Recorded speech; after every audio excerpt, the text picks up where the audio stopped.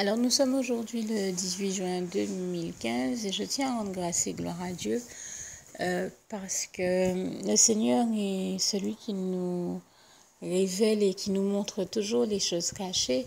Déjà, il nous dit en Éphésiens 5, versets 1 à 20 que rien ne reste caché indéfiniment, quelque part, je dis avec mes mots.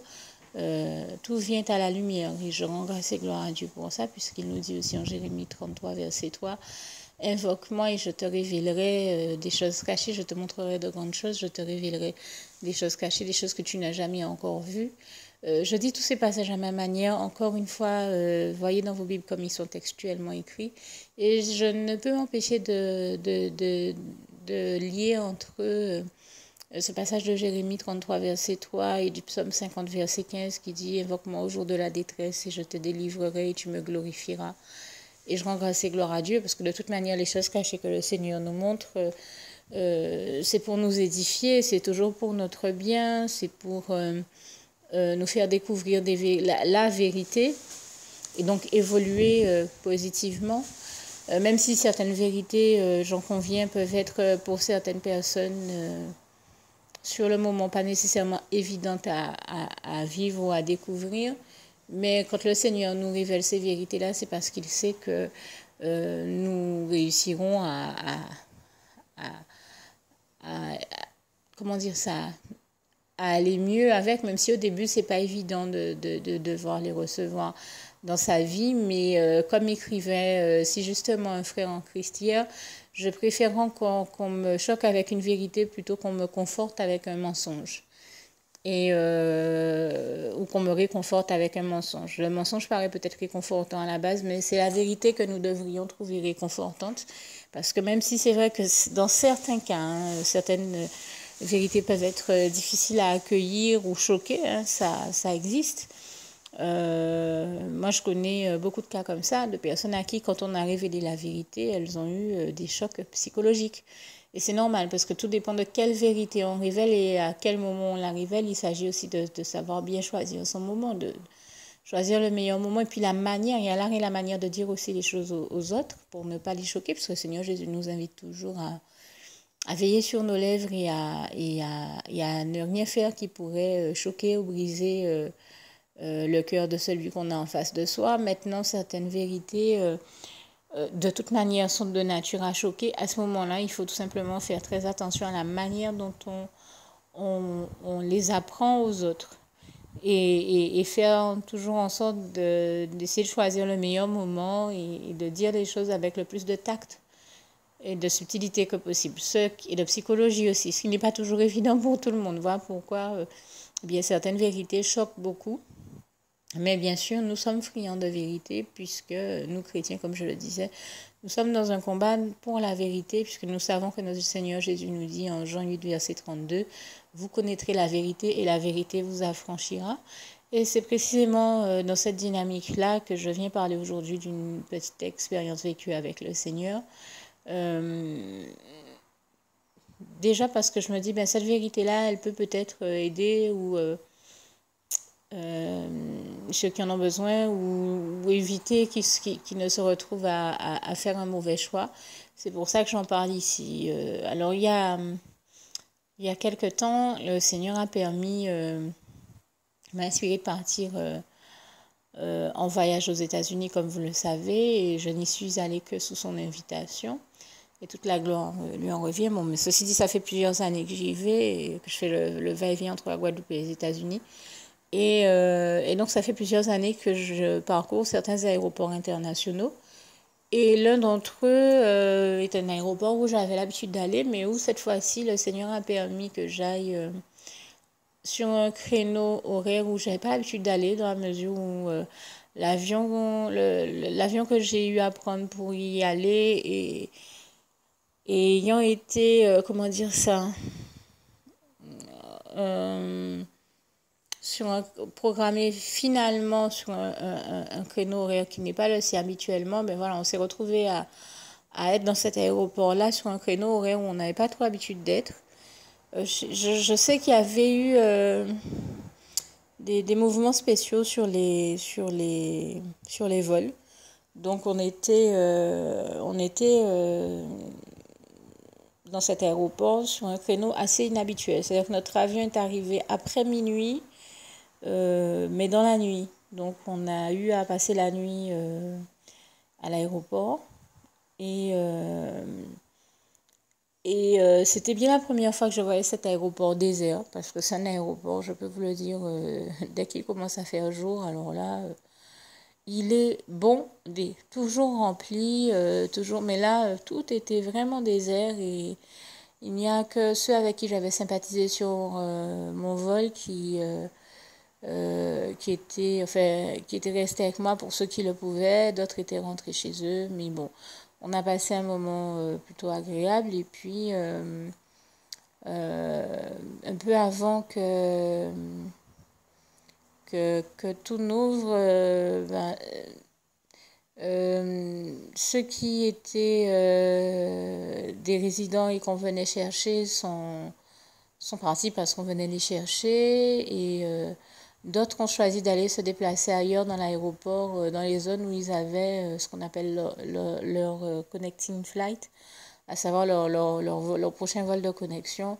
Et donc, on est resté ensemble pendant la nuit parce qu'on avait sympathisé, on a échangé nos coordonnées, mais après, chacun est parti de son côté. Moi, je suis restée dans la zone où j'étais parce que en effet, moi aussi, mon vol suivant était pas très loin de la zone où j'étais déjà, donc j'avais pas besoin de me déplacer dans mon cas, donc je suis la seule à être restée là.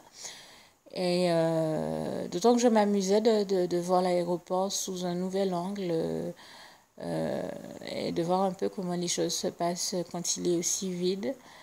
Et donc j'étais à une place où je ne me cachais pas, mais je me suis rendu compte après coup qu'on ne me voyait pas. C'est-à-dire que tant qu'il y avait du monde avec moi, bon oui, bon, les gens qui passaient nous saluaient, j'étais pas non plus cachée, mais je pense que une fois que j'étais seule, on ne me remarquait pas. Et j'aime bien ça des fois quand je peux me fondre dans le décor. Donc je dis ça un peu pour rigoler, mais euh, c'était une situation originale parce que justement ça m'a permis d'observer un peu tout ce qui se passait sous mes yeux. Petit à petit, les commerçants de l'aéroport sont venus réouvrir leur boutique, un peu la nettoyer, la ranger, la réorganiser, réachalander les produits sur les étagères, euh, ou enfin ouais, sur les étagères ou les comptoirs, enfin tout. Ils étaient là à ranger un peu leur magasin en attendant que la clientèle n'arrive et donc à essayer de faire au mieux les meilleures présentations pour mettre en valeur leurs produits de manière à essayer de faire les meilleures ventes que possible. Bon, ça allait encore quand c'était le petit coin du libraire d'à côté ou bon, ben, certains autres magasins qui vendent certains articles plutôt neutres. Mais à un moment, mes regards se sont arrêtés sur un autre magasin que j'avais sous les yeux. Enfin, c'était une espèce je peux pas appeler ça une boulangerie, une pâtisserie. C'est une espèce c'est pas un bar non plus. C'est une espèce de magasin où vous pouvez venir vous prendre un encas, vous acheter une boisson, un sandwich, une quiche, un dessert, enfin des choses comme ça. Mais c'est pas non plus un endroit où les choses sont cuisinées et pâtissées. Ils ne vendent ou revendent que ce qu'ils ont acheté ailleurs, quoi, ou chez les fournisseurs. Et donc, je pensais que ce que j'avais vu à l'étalage toute la nuit, dans la vitrine, allait être enlevé pour qu'on remette les articles fraîchement livrés, arrivés du jour, pour les mettre à la vente. Mais c'est pas du tout ce qui s'est passé. En fait, je me suis rendu compte que au lieu de changer, de mettre de la nourriture fraîche, non, ils ont laissé la nourriture qui avait passé là toute la nuit et qui était là donc depuis la veille. Ils ont simplement arrangé un petit peu la présentation mais ils n'ont pas changé du tout ce qui était présenté à la vente. Et là, je me suis même demandé, mais depuis combien de jours ces articles-là sont là? Je ne sais pas si ça faisait plusieurs jours ou juste une nuit, parce que moi, je n'étais là que depuis la nuit. Mais depuis la nuit, ils étaient là et je m'attendais à ce qu'on les enlève, puisque bon... je veux dire, s'il y a certains articles avec lesquels on peut se permettre de faire ça, il y en a d'autres avec lesquels on ne peut pas du tout faire ça. Et c'était le cas normalement de ceux-là, puisqu'ils ont quand même des éléments frais à l'intérieur, tels que de la laitue, des tomates, des choses comme ça. Enfin, des ingrédients qui normalement, des œufs, des ingrédients qui normalement, au bout d'un jour, ne sont plus très frais ou peuvent générer, si on les remet à la consommation ou à la vente, des soucis, ne serait-ce que des soucis digestifs, voire bien d'autres soucis de santé. Et donc, là, ça m'a quand même interpellée. Je suis quelqu'un qui suis passionné de faire au mieux pour mieux gérer les ressources dont on dispose et éviter chaque fois qu'on le peut le gaspillage alimentaire comme le Saint-Esprit me l'a toujours inspiré. Je lui rends grâce et gloire. Toute la gloire lui en revient et donc j'ai ce réel souci là dans la vie de faire attention à gérer au mieux et à éviter des gaspillages alimentaires, tant et si bien que ma soirée d'hier soir s'est passée à regarder cette émission avec les chefs français, une émission qui s'appelait le gaspillage alimentaire, les chefs contre-attaque. Et j'étais effarée de voir en France, tout comme je le suis toujours ici en Guadeloupe, et puis j'ai aussi vu bien des gaspillages quand j'étais aux États-Unis. J'étais effarée de voir que, bon voilà, on jette des quantités de pain qui seraient là encore consommables. Là où je dis oui, le pain est encore consommable dans ces cas-là, les éléments que j'avais sous mes yeux ne l'étaient plus. Ce n'était plus de la nourriture fraîche. Je me suis même demandé si elle n'était pas avariée, mais comme elle était encore au niveau du regard bien présentable, eh bien, au lieu de la changer, ils l'ont gardée. Et ça, je dis que ce n'est pas normal. Juste une petite précision pour tous ceux qui ne sont pas encore, qui n'ont pas encore choisi la meilleure des options qui soit, qui est celle d'aller se placer, de faire le choix à soi-même, d'aller se placer dans les bras d'amour de Jésus-Christ, pour se mettre à l'abri de ce monde cruel. Eh bien, je partage avec vous la prière par le biais de laquelle on y accède. Et commence par vous rappeler également ce passage de Jean 14 verset 6 où il est écrit que Jésus-Christ est le chemin, la vérité et la vie. Nul ne vient au Père, Dieu, sans passer par le Fils Jésus-Christ, bien sûr. Je le dis à ma manière, vous regarderez comme il est actuellement écrit dans vos Bibles là encore. Et donc, n'hésitez pas à ouvrir vos cœurs à Dieu, à Jésus, à son Saint-Esprit, à être sincère avec lui et à lui adresser la prière qui suit, à lui dire tout simplement, Éternel mon Dieu, Seigneur Jésus-Christ, moi, un tel, vous dites votre nom et votre prénom, je t'accepte aujourd'hui comme mon sauveur personnel, le seul maître et roi de ma vie. Je remets toute ma vie entre tes mains puisqu'elle t'appartient, Éternel mon Dieu, puisque tu l'as créée, cette vie. Donc tu en es donc le seul maître et propriétaire comme de tout ce qui existe dans tout l'univers. Je remets donc toute ma vie entre tes mains, je te la donne. Merci, Éternel mon Dieu, aussi de permettre que cette vie que tu m'as donnée continue à être à ta gloire et que je continue à te servir, à t'appartenir pour l'éternité, d'éternité en éternité. Merci aussi, Seigneur, de faire que je continue donc à te servir et à t'appartenir pour l'éternité, d'éternité en éternité. Et aussi, Seigneur, de m'accorder la grâce de ton pardon et de ta miséricorde pour tous les péchés que j'ai commis tout au long de ma vie, jusqu'à la date d'aujourd'hui incluse. Et c'est au nom puissant du Seigneur Jésus-Christ que j'ai fait cette prière. Et à vous tous qui avez fait cette prière, je vous dis que Dieu vous bénisse abondamment, puissamment, richement, et surtout n'hésitez pas à la partager avec tous vos proches et contacts, amis, membres de vos familles, collègues, bien-aimés, tous ceux que vous aimez, et surtout tous ceux à qui Dieu vous mettra à cœur, avec qui Dieu vous mettra à cœur de la partager.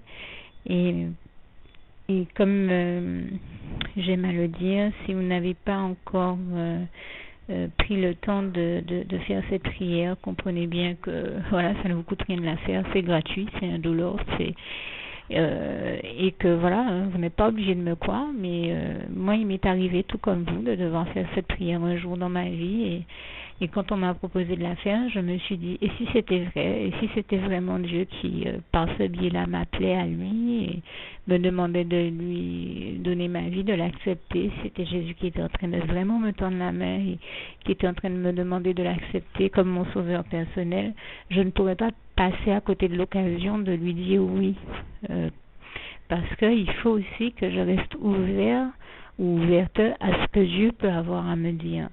Il faut que je garde mon cœur et mon intellect ouvert à ce que Dieu peut avoir à me dire. Donc je me suis dit, je ne peux pas courir le risque de passer à côté de mon éternité, de passer à côté des meilleures choses de la vie, surtout si le maître et créateur de la vie m'appelle et cherche à me sauver. Pour être sauvé, il faut bien que je lui dise oui, que je souhaite qu'il me sauve. Oui, Seigneur Jésus-Christ, je t'accepte comme mon sauveur personnel. Et c'est le sens de cette prière. Et comme je dis, elle ne nous coûte rien à faire. Et puis surtout, moi je vous dis, du jour où je l'ai faite, j'ai vu Jésus changer ma vie en mieux sur tous les plans. Et donc je crois que ça ne vous coûtera rien, ça ne vous coûte rien vous non plus de la faire et puis d'expérimenter, de regarder comment les choses vont se dérouler dans votre vie, de regarder Jésus changer votre vie en mieux, à vous aussi. Et d'en faire l'expérience. Et pour en faire l'expérience, il faut commencer par faire cette prière. Donc si vous ne l'avez pas encore dite, réembobinez tout simplement cette vidéo ou ce document si vous préférez. Réécoutez-le et dites avec moi la prière que vous m'avez entendu mentionner. Et n'oubliez surtout jamais que tout est possible à celui qui croit en Dieu, en Jésus-Christ et en son Saint-Esprit, comme il est écrit en Marc 9, verset 23, et que tout est possible à Dieu, comme il est écrit en Marc 10, verset 27. Que Dieu vous bénisse donc et à bientôt.